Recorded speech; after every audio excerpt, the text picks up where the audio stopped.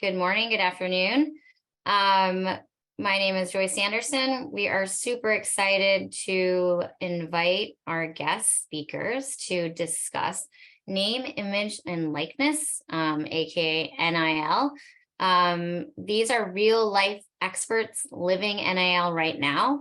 So I think you're really going to enjoy learning about their experiences and what NIL might mean for you.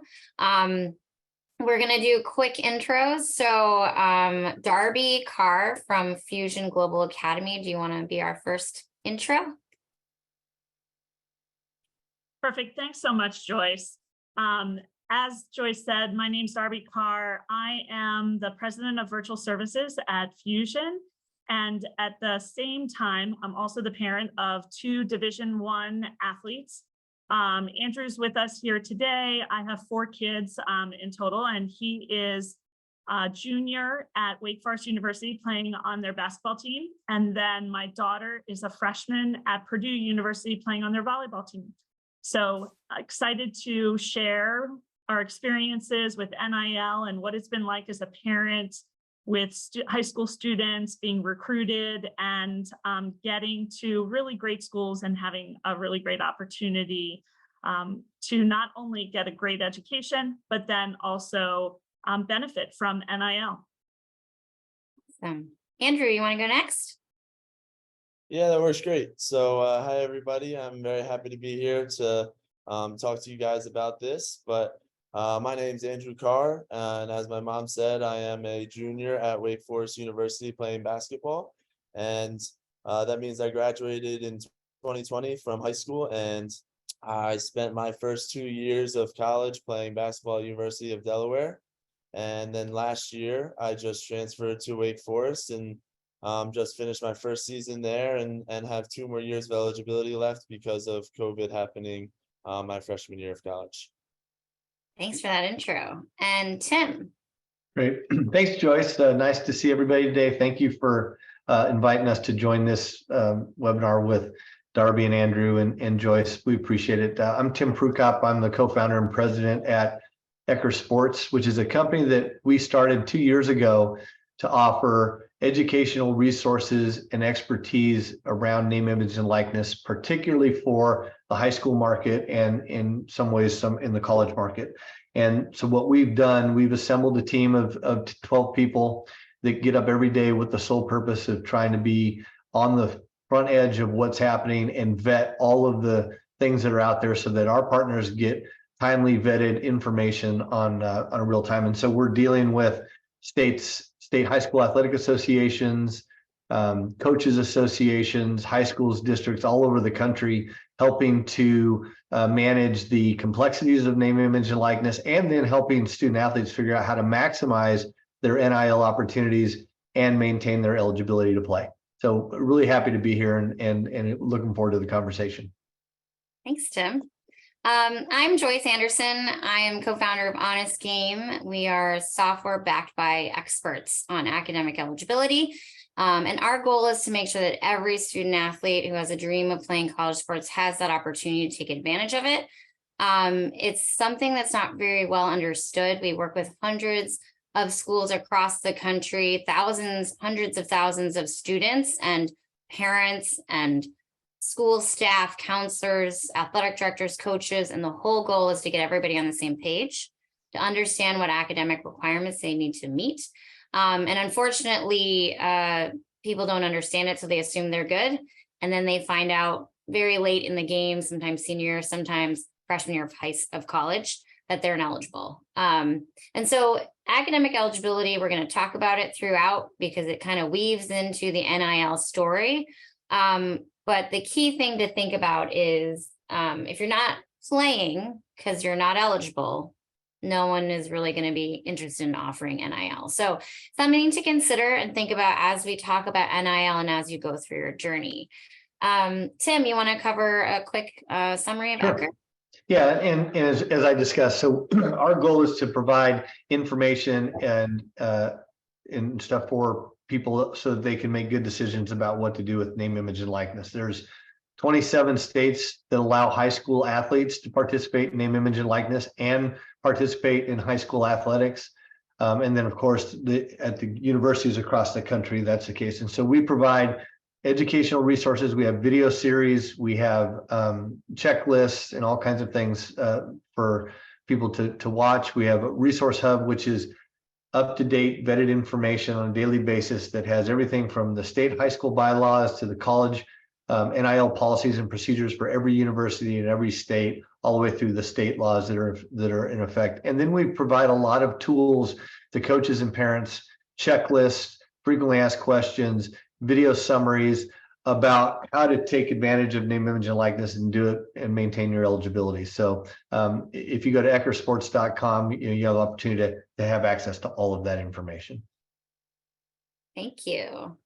And Darby, do you want to give a quick summary of Fusion? Absolutely. So at Fusion, we do school every single day, but there's something really different and unique about it.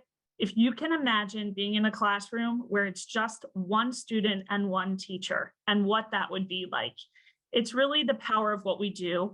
We do it in buildings across the country. So we have 80 schools across the country. We have a 100% virtual school, so you can take your classes one-on-one with a teacher virtually from anywhere.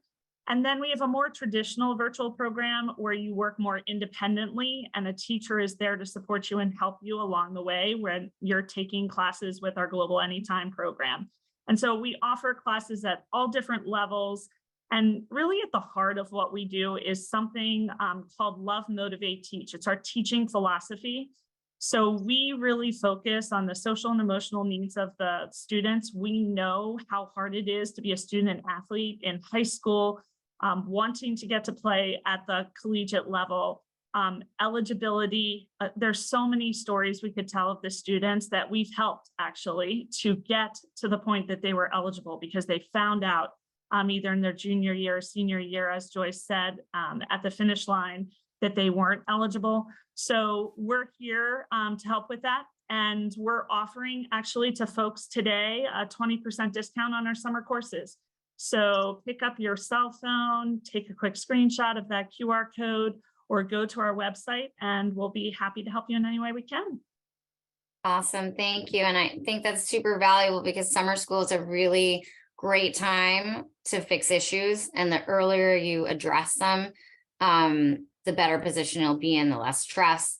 We're going to be answering questions at the end of the session, but please drop them into the chat as we go. I will make a note that Andrew, one of our guest speakers, does have to leave to get to class early. So that's what it's all about, right? Like understanding what that real life situation is for student athletes trying to balance academics, athletics, NIL, all the commitments. So Andrew, we're super grateful that you're here. So if you have specific questions for Andrew, we will address them as we go. But the rest of the questions we'll address at the end. So let's kick it off. Super excited to have you all here. For Andrew, I'd love to just kind of get an understanding. I'm sure our listeners would love to know, what has NIL been like for you? How did it begin? What are the opportunities that you're currently engaging with, et cetera, et cetera? Yeah, so first off, I would say NIL just came to light when I was a freshman at University of Delaware. So there at that time, it was a lot of unknown for a lot of different schools and what you were able to do. And like you said, eligibility is super important with this. So trying to be able to gauge what you are able to do and what you're not able to do. But for me, when I was at Delaware, it wasn't something that was super quickly moving. So I mean, they just released their collective a couple weeks ago. They have a Blue Hen collective at Delaware.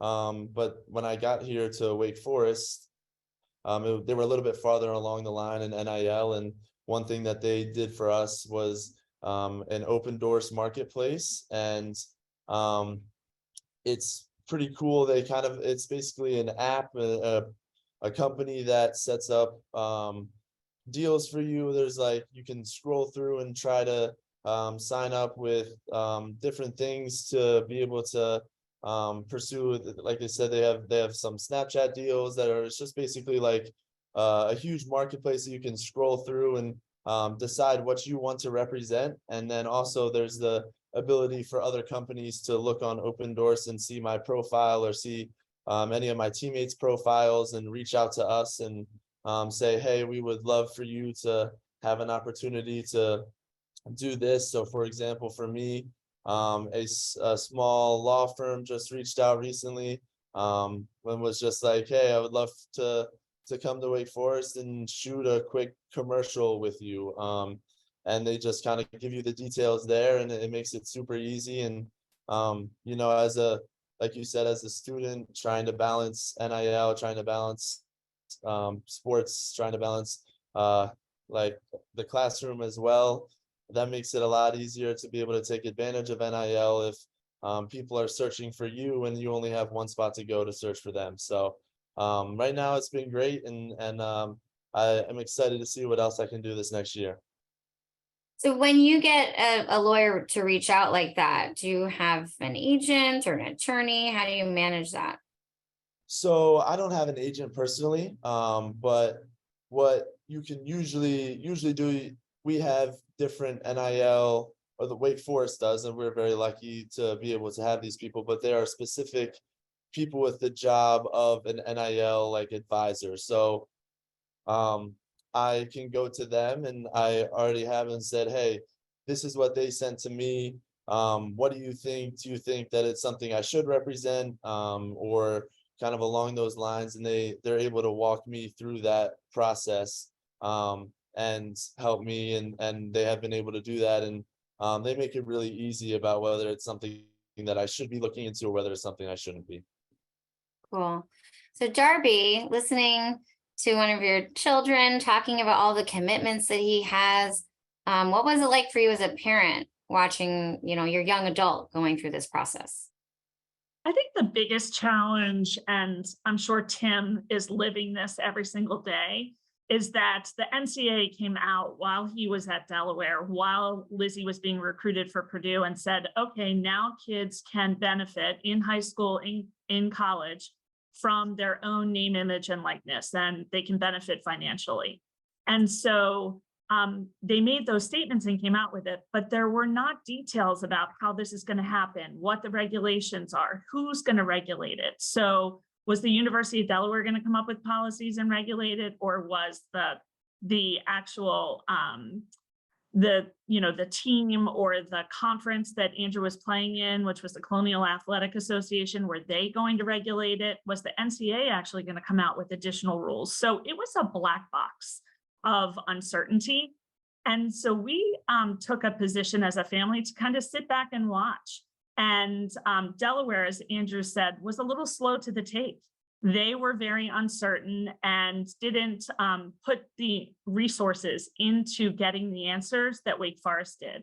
So when Andrew went in the transfer portal last year, it was a great opportunity for us because we met a lot of experts. We got to meet a lot of people who knew more about it than we did, and we got educated very fast. And so I feel now like I'm much more competent, but I would encourage parents, kids who want to understand it better, go to the resources like Eccker Sports and their website and the things that they've put together to try to support folks, and seek those out so that you can really understand it better, and also recognize that it's all still new. And so it's changing. Awesome. Tim, Andrew had mentioned a collective. Some people may not know what that is. Would you mind kind of giving a quick summary of what that means? Yeah, I'd be happy to. And I'd love to know, Andrew, how much NIL played in a factor for you going to Wake Forest versus other places that you might have had. That would be interesting to know. But what the Supreme Court ruled in the 2021 Alston case was that the NCAA was over restrictive in the educational benefits that student athletes could make, and they were restricting what they referred to as unreasonable restrictions on what an athlete can earn. And so that was what opened the door for NIL. But all they said was that you couldn't prohibit kids from making money off of their name, image, and likeness. they offered no real guidance as to what that would look like, except for the fact that you couldn't use that name, image, and likeness to recruit somebody. You couldn't use name, image, and likeness to pay for performance on the field or the court, and that third-party groups could not be involved in the recruiting process. Those were the three things the NCAA said. And then they said, and other than that, you guys figure it out. And part of that was because there was a bunch of state laws that had already been voted in that would allow it.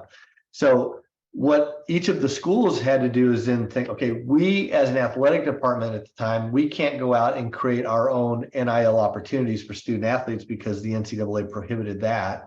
So they started creating these third-party groups that became known as collectives. And so what happens there is a group of alumni will come together. They'll form an LLC corporation. They'll have a banking account associated to it. They'll raise funds or solicit funds from other donors and boosters and get that money put into the collective. And then the money that's in the collective would be distributed to student athletes based on activities that they did, like as Andrew's described, whether they go sign an autograph or they post something on social media. And so those collectives are third-party organizations that are operated separate from the athletic department right now. Although there's a lot of obviously conversations happening back and forth. So that's how the collective is set up in most of these universities. And Open Doors is the software platform that a majority of the collectives use to create the marketplace, so that the money comes into the bank account, it sits in there in the Open Doors program.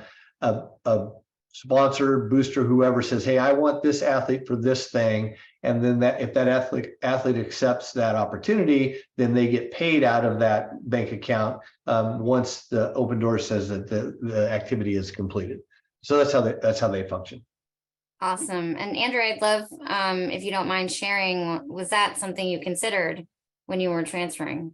Yeah, I think when you're going through that type of quick recruitment process, everybody's trying to get at you, convince you to go there with anything that they have. So for me, the NIL in my recruitment process was more about the opportunities available, not necessarily them when they were recruiting me saying, you can hear, I promise we'll get you this, this, and this, but basically explaining to me through that process of, hey, this is what we're doing, this is what we want to do in the future for NIL for our students. And I don't know, for me, it was definitely intriguing, the ability to come to Wake, not only just about the alumni, the rich alumni that they have here, but also what they were looking to do. Like you said, with Open Doors, they hadn't signed that deal yet. So with showing me that and their plan for what they were going to do to make it easy for the student athletes to be able to take advantage of the NIL was something that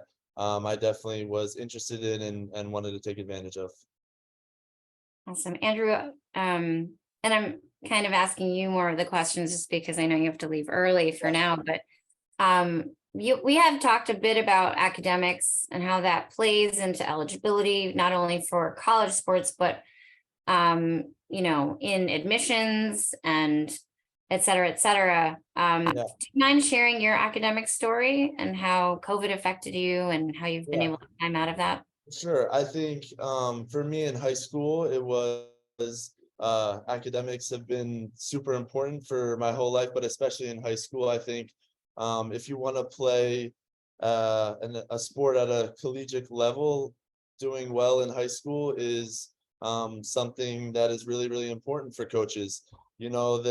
That like I told a lot of people who are trying to get recruited and interested student athlete, like the coaches, that's the first thing that they ask. They'll call and say, hey, what are your grades in what are your grades in school? How are you in school?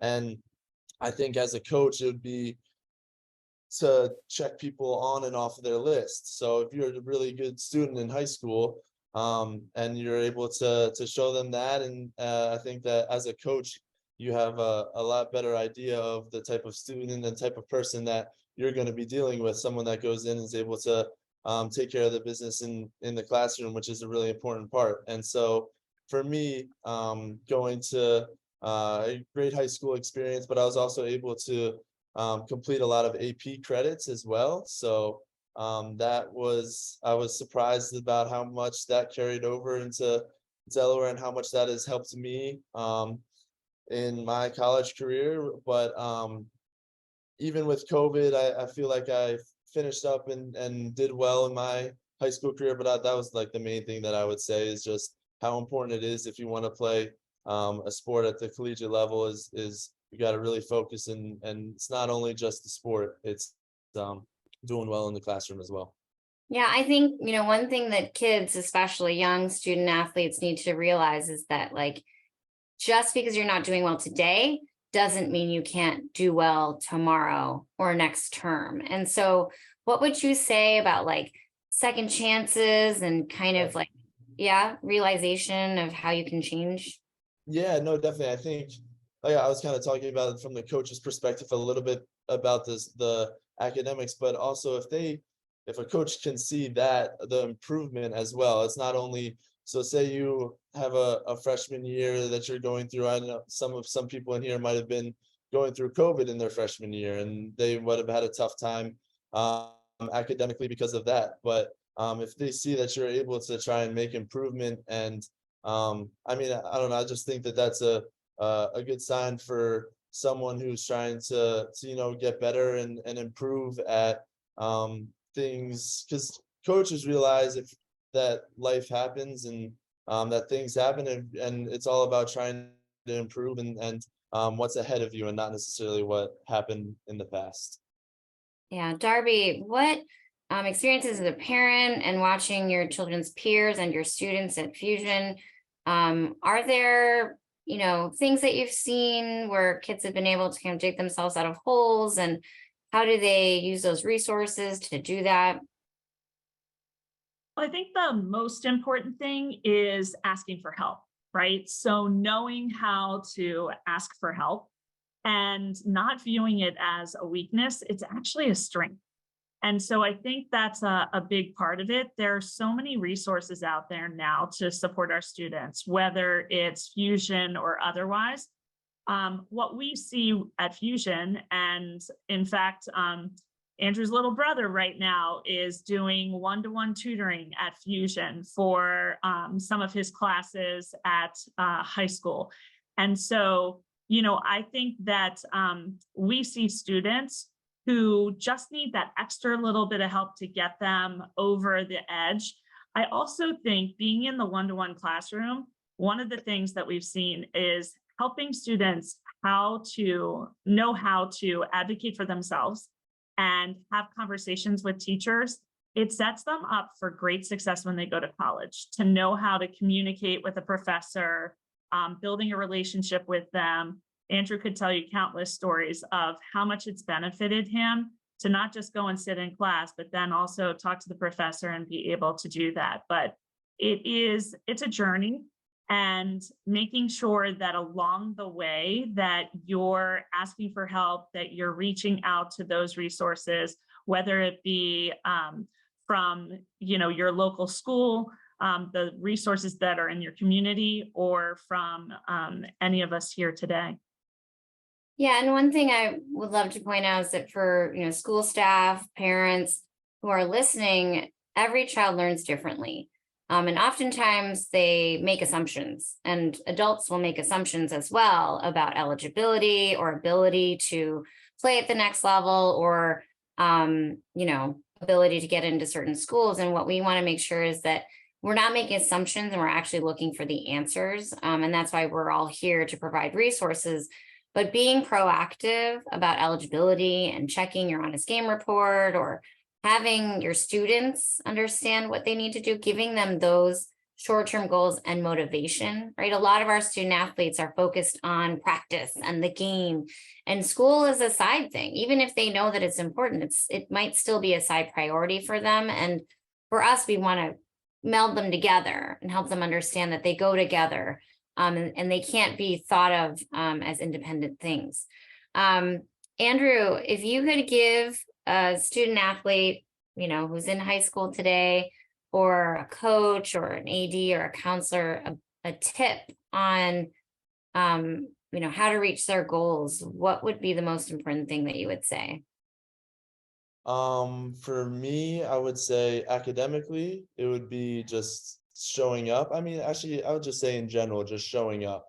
You got to show up. You owe it to yourself to show up every day. Ones that's you can control the things that you can control, which are your attitude and your ability to show up. So going to class and just being there is honestly half the battle, especially once you get to college. It's you know, you might struggle a little bit on the test or struggle with some assignments or anything like that, but you are showing that the teacher that you care, you show up and you're putting in extra and anything extra to be able to complete what you need to do. I would say that the biggest advice is just showing up and you owe that to yourself.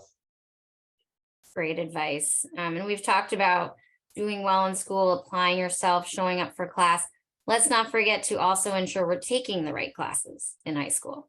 Right now, with the test scores being waived for NCAA initial eligibility, your classes that you are taking are so much more important. And for admissions as well, they're going to be asking, are you taking rigorous courses?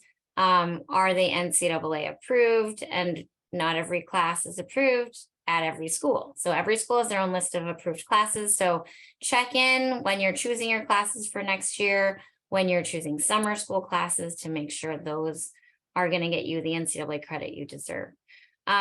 Tim, this question's for you. We've talked about academics, and that's one thing that is considered during recruiting and NIL partnerships. What are some of the things that are considered during the sponsorship partnership discussion?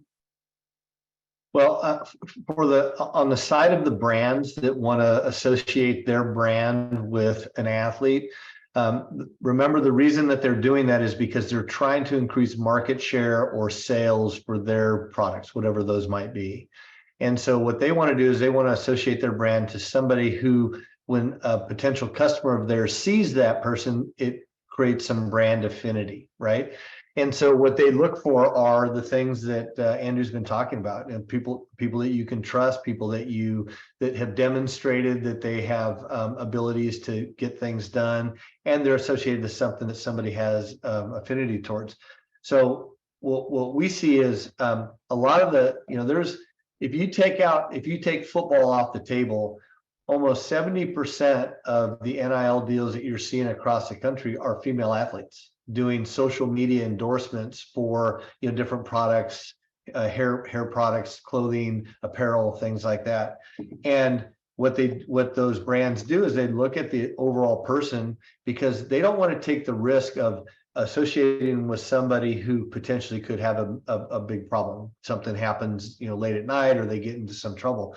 So what they're looking for are all of the signals that this is somebody that you can trust. It's not going to cause a problem. And part of that is, do they go to class? Do they, do they have, what do their grades look like? Have they been in trouble in the past? What things do they connect to on their social media?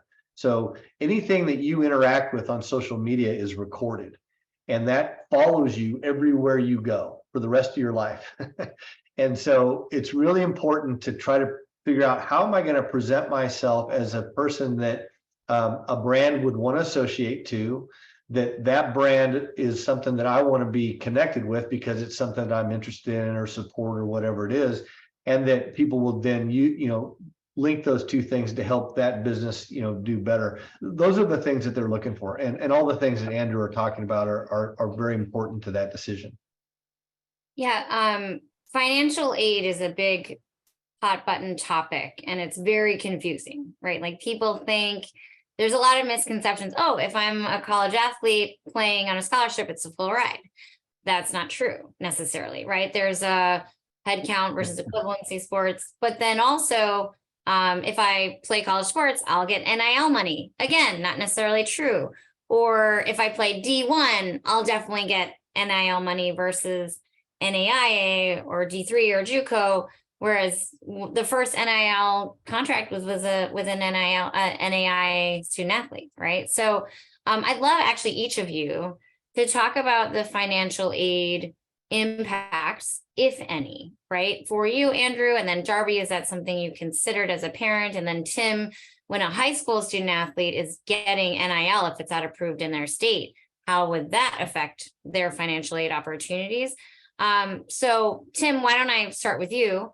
If you're a high school student athlete and you're thinking about taking NIL money, how might that affect your financial aid at college?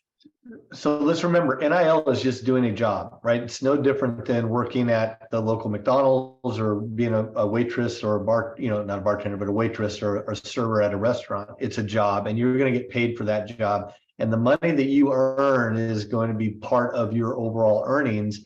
And to the extent that it would affect your financial aid, number one, NIL money wouldn't affect scholarship money, right? It has no relationship to that.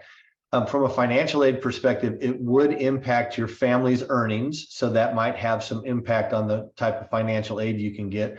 For Pell Grants, the same thing, right? So if your expected family contribution will be calculated based on what your parents make and you make. So I do know one student athlete that took a $5,000 NIL deal in high school. And then as a result of that, it put his family over the threshold, which I think is $39,000 a year in earnings. And then that student lost $2,000 a year in Pell Grant money, right? And so if you think about the fact that he took $5,000, had to pay $2,000 in taxes. So for $3,000, they gave up almost $12,000 in tax-free money in college. It was a bad decision. Right. But nobody had explained that to those folks. So that's when you want to think about NIL, it's just like any other job. And the money that you're going to earn, you'll get, most of the time it's a 1099 because it's an independent contractor status. And that in January, you're going to get a 1099 from that company saying, we paid this student athlete this much money, and then they're responsible for the taxes that come with it. And it's not only money that you get paid, but it's also gifts in kind. If you're doing a deal for Reebok, and they give you a pair of shoes that are worth $500, that $500 is a taxable item as well. So just we need to be thoughtful about how those things might affect financially and Pell Grants from that perspective. Yeah, and I think it's important to because I think a lot of people just think scholarship money and scholarship money, right? Like scholarship is a scholarship, but it's segmented in so many different fashions that it can get really confusing. Darby, do you want to talk to that? Yeah, it just helps to have experts and to really seek out before you're doing these things, getting advice from folks, because it's so easy to not realize, as Tim, as you were talking about the $5,000, I'm like, was that money spent before they realized that they had to pay the taxes on it too? So you're spending more money than you actually have because you didn't realize that you had to pay taxes on it. And that's one of the things that when parents come and talk to me about this and ask questions, I'm like, just remember, anything over, $400 or something like that is taxable. So you have to make sure that you're taking care of that and that you're prepared for that because it is often 1099 and it's not taken out. So that's just one of the big cautions. But, when it comes to scholarship, I think it also is my kids both are playing in head count sports, so they are full scholarships. But you don't know what you don't know until you get into it. And so some of the things where some schools will actually make you an offer for a scholarship, but they don't tell you it's only for 1 year. You're only guaranteed for 1 year. Elizabeth actually redshirted at Purdue. So as soon as we knew she was redshirting, we actually made sure that she's got 5 years of scholarship instead of 4. So just things like that, being really aware when you're in the process of don't just get handed a document and sign it. Make sure you read it and you know what you're actually signing. Yeah, and that's true for so many things. And it's difficult for young people who are jumping in and making adult decisions. One thing I just want to make a note, head count sport is a full ride scholarship if you are offered. Not everyone on a college team that is a head count sport is on scholarship. And there's only for men, it's football and basketball. And for women, it's basketball, gymnastics, tennis, and basketball. And volleyball, sorry, yeah. And so all the other sports are equivalency, where the coach can choose to give out pieces of scholarships up to the amount that's given, and not all programs give the maximum amount they're able to. So Andrew, when we talk about your decision-making process with whether or not you take advantage of NIL, I understand you're on a full ride, so you don't need to worry about, pieces of, other aid that you may be giving up. But, how do you think about which NIL deals you want to take and accept and things like that? Yeah, definitely. I think NIL is not only about the deals, but also something that I've thought that was pretty cool was being able to create your own merchandise line. So that's something that I took advantage of, and I have that as well. That I mean, you earn proceeds, but there are certainly a bunch of different companies out there that are trying to do that, and they'll help you with it. But then you could also, if it's like it's like Tim was saying that you have to work for it. So the NIL is something that will work for you. So if you're willing to put in the hours and being able to try and create an entire merchandise line yourself from scratch and do all of the inventory and do everything for it, then you can earn all of the money back from it and be able to make a lot of money from doing the NIL. It's kind of something for me that I've realized is how much effort and how much time that you want to put into the NIL is how much rewards and how many benefits that you will reap from it. And so I felt like for me, being able to have someone help me create a merchandise thing was merchandise line was something that was really cool for me to be able to have a couple of shirts, have a couple of jackets and pants with my branding and stuff on it, which has been really cool to see. So that was pretty fun. That's awesome. I would just say it's a great point. One of the things that we miss a lot is the fact that NIL is a great life skills development opportunity, particularly in the high school and college level, where kids are basically creating their own company, me.com. They're negotiating their own contracts. They're managing their own budget. They're having to do their ROI and figure out how they're going to manage stuff. And one of the things that student athletes talk about is their inability to do internships while they're a student athlete because they're always involved in sports, and they can't go take advantage of internships in the summer at the big companies. But now with NIL, we can actually put together a resume that says, not only was I an intercollegiate athletic, not only did I go to college and graduate, not only did I play Division I basketball, I also started my own business. And so at some point in time, when Andrew's done playing in the NBA, he's going to have to go get a regular job, right? Or maybe not, who knows? But only 4% of student athletes in college play in the professional leagues. So the rest of us have this great opportunity to create this career advancement, life skills capability, so that when we go and compete for jobs in the market after college, we can have that type of resume as well. And I think that's at the high school level, I think it's really important as well, that it's another great way for kids to learn how to build a digital presence and do all those kinds of things. So just a thought on Andrew's comment there. Yeah, it's a really promising opportunity for young people who are working really hard on and off the field, in and out of the classroom, and they're balancing a lot, right? So I can only imagine all the distractions you already have in college, and now you also have this opportunity to make money, which is really difficult to pass up. I'm curious, there's a lot of different ways to get paid for NIL, right? Direct payment, free products, free services. What do you think, just like anecdotally from your peers at school, is the most common way that kids are getting paid? I would say is probably free products. I've seen that a lot. Even back throughout my time at Delaware as well. A lot of obviously you guys know the Barstool Sports thing that went out. A lot of people tried to sign up and they let everybody be a Barstool athlete and everything like that. But there are other companies. Cuts was another big company that does a lot of that. But a lot of times those types of companies are just sending a couple shirts and asking them to send the Instagram story when they get it, and they're able to get that stuff for free. So I feel like that has been the most common way for people to get recognized by their Instagram or Twitter or their following that they have on there, and trying to just build their brand through these, student athletes and their followings that they have by giving them publicity for their certain brands. So.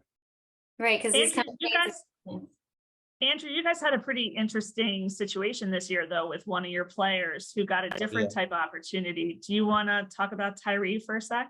Yeah, sure. So one of my teammates who was the ACC Player of the Year this year, and his name's Tyree Appleby, and so he had some great success on the court this year. But Applebee's, the company, and tried to take advantage, and he reached out a couple of times through Instagram DMs and things like that. But then it's actually pretty cool. He was able to do a commercial with Applebee's and this huge publicity deal. He has Applebee's shirts of spelling, because his name is spelled Appleby with a Y instead of Applebee's with 2 E's. So it's something that they're trying to make a play on the name, and try to have a couple commercials on Instagram, a couple of long videos, and he was able to get direct payment from Applebee's. Well, that's a pretty amazing thing. I know everybody loves their Applebee's, so it was great for him to see that, and we were able to go and be at our local Applebee's and be there with him while he got his commercials shot and everything like that. So it's pretty cool, not only for him but also for us and the team to kind of experience something, an NIL deal on that kind of level, that national level. Tim, Andrew mentioned in-kind payments. How does that work with taxes? And if you're in high school and you're getting a lot of in-kind products, how would that affect your financial aid? If the amount goes over $400 in the course of one calendar year. And so the way that would happen is if somebody gave you some stuff and they recorded that and then provided you with a verification like a 1099 that you received it, then you would have the obligation to actually pay taxes on that.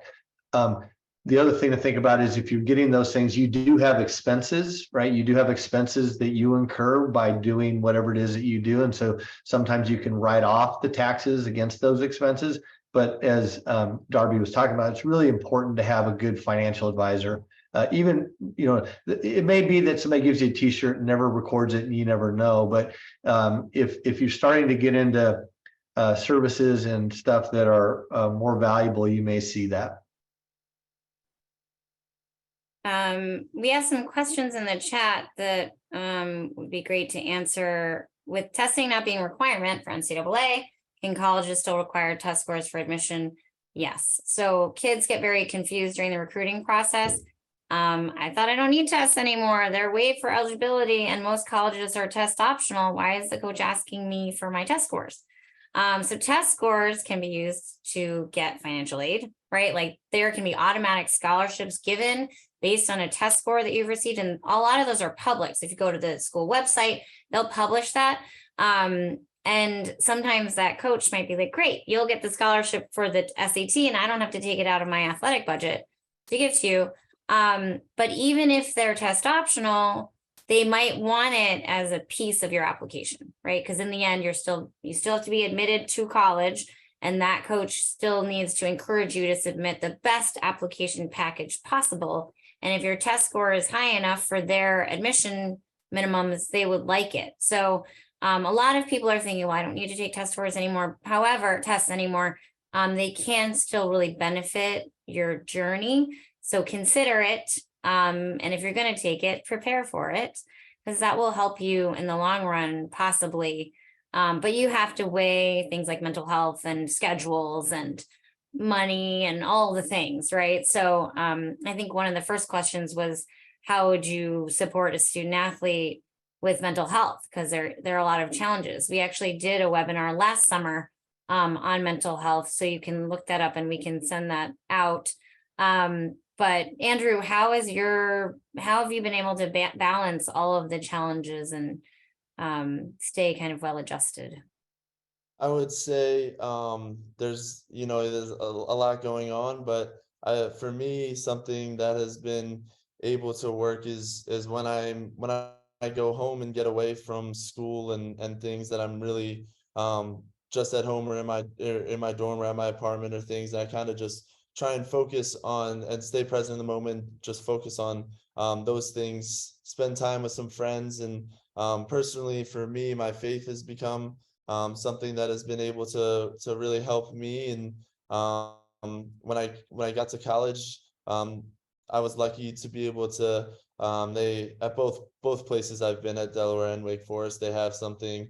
It was athletes InterVarsity or athletes in action. So it's a group of athletes that are meet once a week in faith-based group, and we're able to kind of hang out. And it's kind of a spot for athletes to go to kind of decompress, not focus on all of the other stressful things that are going on in their life at the time, and really be able to kind of be there and for an hour and not really focus about anything else, and get into the word. And it's been great for both places for me. That's one thing that I've kind of been able to take advantage of, and has really helped me.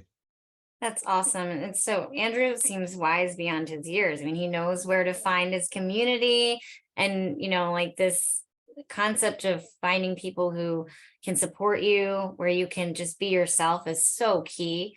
Tim, you had mentioned, now I'm forgetting what I was going to say. There's another question here. If a student has a full ride scholarship, is it recommended to apply for financial aid? So, Darby, I'm going to kick this question to you, but the coach is probably going to ask you to fill out your FAFSA no matter what, right? Exactly. They ask you to fill it out absolutely no matter what. And, both Andrew and Lizzie had some Ivy League schools. They were lucky enough to be really strong academically. And so the Ivy League schools don't have scholarships. And so that FAFSA form became really, really important. And so all of the schools asked us to complete it. I think it's something that is valuable to do because you don't know what's going to happen. And so having the safety net of having completed that, knowing you'll know what you're eligible for and what type of aid you could get is a really important and positive thing to have in your pocket. The next thing you know, a coach leaves from the university and your child decides they don't want to play for the new coach. Like, there's just so many things that happen after you get there. I think it's an important part of the process. And as you said, coaches all ask you to fill it out. Yeah, for students thinking about joining the portal, transfer portal, we're dropping some blogs about it because there are a lot of things to consider when transferring and before you enter the portal. But Tim, remember what I was going to ask you? There was a question in the chat. What is one of the biggest differences in NIL policy across different states? Have you seen? One second before he goes, yeah. I got to run to class. So I just wanted to say thank you for the time, and it was a pleasure being here, and good luck to everybody on their endeavors, and hope that you guys do well in school and are able to make it to that next level. Keep working hard. Thanks, Andrew. Thank Have a good one. Good luck. That's awesome. Great young person. Got to go to class. Sorry. Love it. I think just to answer your question, Joyce, so every state, at the college level, every university puts together its own policies and procedures. And depending on what the law is in that state about NIL, it has to conform to the state law in the state.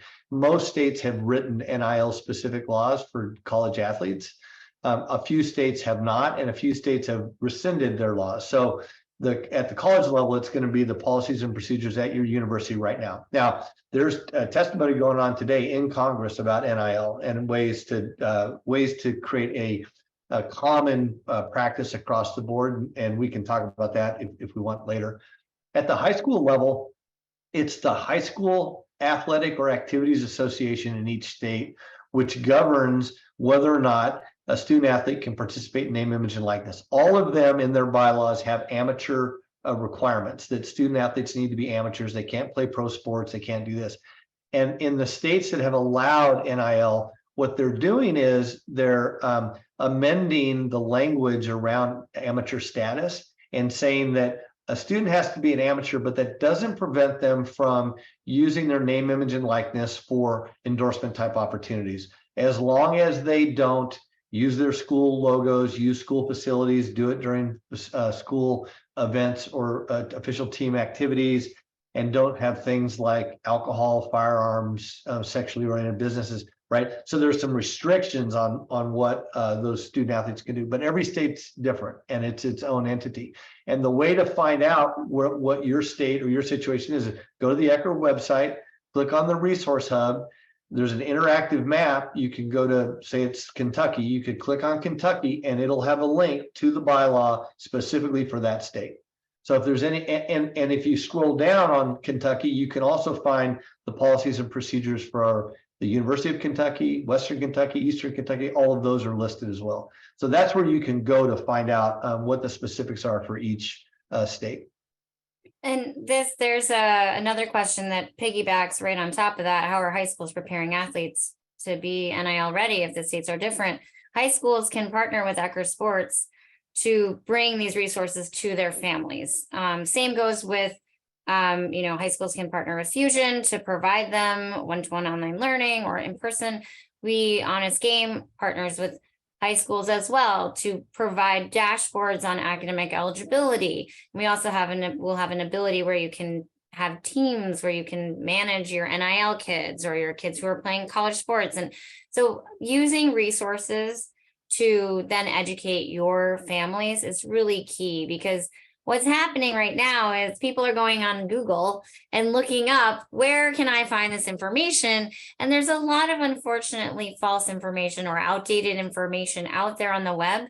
And what we want to do is ensure that you're going to trusted resources, like using a Fusion Global where you know their classes are NCAA approved, versus taking a class where you're not sure if it's NCAA approved and then you got an A and you're super happy about it, or your student is, and then you find out later that that class isn't going to count towards eligibility, right? The Honest Game report is going to track every class you take and track your eligibility in each subject area and the GPA, and when did you take it, right? These are resources that are really important to support you, because we don't have enough time in the day, right? You don't have enough time in the day to research all the NIL rules in your state, or what's a trusted online learning platform that's going to allow my kid to really spend their time wisely, because they are really oversubscribed and they are dealing with stress and all the different opportunities, and there's worry, right, that they're going to disappoint you or disappoint themselves or not reach their full potential. And how do we as the adults around them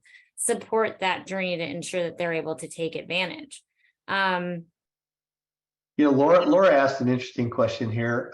Does a student follow the NIL laws in their state or of residence, or where the college and university is located? It's a good question. If you're a high school student athlete, it's about the state law or it's about the high school bylaws where you're participating. So if you live in Texas, you have to follow what the UIL says to be eligible. And that's the thing about name, image, and likeness. Now, there are a lot of student athletes, and I know one specifically here in Austin who got recruited to go to school at Clemson, and they were trying to figure out how to do an NIL deal while they were still in school, and they were going to put the money in a bank account in South Carolina. And they thought, well, that's fine, that because it's in a different state. But the UIL viewed that as a violation of their amateur policy, and so if the kid would have done that, would have been ineligible. So what you really need to focus on to answer the question specifically, it just depends on your situation. If you're a high school student athlete, you have to be focused on the bylaws of your association. If you're going to a college, then it's all about what's going on at that college and its policies and procedures. And if you're in the process of being recruited, so you're in between those two things, make sure that you don't do anything that's going to violate the policy of your high school athletic association that you would do at college. Now, the NCAA in a recent guidance came out and said that student athletes could not start to participate in NIL deals until they've actually enrolled on campus. So the idea that a high school kid could make NIL money before he gets to college is not accurate any longer. Awesome. Thank Yeah, you. and we're seeing that firsthand, Tim. So the students who are in fall sports, when they go to campus, to be enrolled in campus, you have to take a class. So now all of them are being required to take summer classes, at least one, if you're in a fall sport, so that you are an actual enrolled athlete and you can actually be part of all of those things and you don't have any missteps there. Yeah, exactly. So we're running out of time. I wanted to answer a couple more questions from the chat. One is, how can Honest Game and Fusion help meet academic eligibility? Do I need to leave my homeschool to take classes with Fusion? So great question. We support both homeschool students and students who enroll with us. So we can offer credit bearing classes. Like if you're enrolled in a school locally and that's where you intend to graduate from, and you either want to get ahead or you need to retake a class to try to improve your grade and your GPA, we can do that with you through the courses that we offer. But we also enroll students full-time at our campuses and then also in Fusion Global, our virtual school. So what we're finding now is that students really want that flexibility to oftentimes be able to dedicate themselves to their sport more, and the traditional school doesn't work for them. And so some of the options that we have are really helpful for students who do that. And then we also have kids who are international. So we've got a couple of kids right now on the Barcelona soccer team that are overseas and are taking school, are doing their school program and will graduate from Fusion with us in order to have a US diploma. So lots of opportunities for kids, and happy to look at the, you said this earlier, Joyce, every student is so different. And so what we try to do, and I think what you've heard from, other folks on this call today, is to make it totally personalized. It's all about you, the student, and getting on a telephone call with you and kind of talking through those specifics and figuring it out. And students who are taking standard school, maybe you're going to a public school in your town, you could also take a Fusion online class or a brick and mortar Fusion class on the side, and then you would send that transcript to the college separately from your own school, or have your transcript sent to NCAA as well for eligibility purposes. It can be a supplemental summer school class or another class you're taking during the year. From an academic eligibility standpoint with Honest Game, we will track your progress, even starting in 8th grade, freshman year, through high school, and then beyond. If you're going the junior college route and you want to transfer and you want to see if you're entering JUCO as a non-qualifier versus a full qualifier, but providing those short-term goals, because your individualized report will show if you get A's, your GPA is this. If you get B's, your GPA is this. If you get C's, your GPA is this, because not all kids are A students. And for some kids, the C is the best they're going to do. And they need to understand that that will get them to where they need to go if they can meet those goals. So we're almost out of time. Okay. Let me throw up that Fusion QR code again. Somebody asked for that. We are recording this, and we will send out a recording to all of our participants as well. Thank you to Tim and Darby so much, and Andrew, of course, for joining us. I think this was really informative and helpful. We'd love to hear from all of you. Please reach out with questions. Honest Game would love to partner with your school. We're in 20 plus states, and really helping hundreds of thousands of student athletes consider the college pathway. And if it ends up not being the right pathway for them, maybe they'll have done better in school, and reach out to Eccker Sports and Fusion for your additional resources. Hope you all have a great day. Thank you. Thanks. Thanks, Darby. It was fun.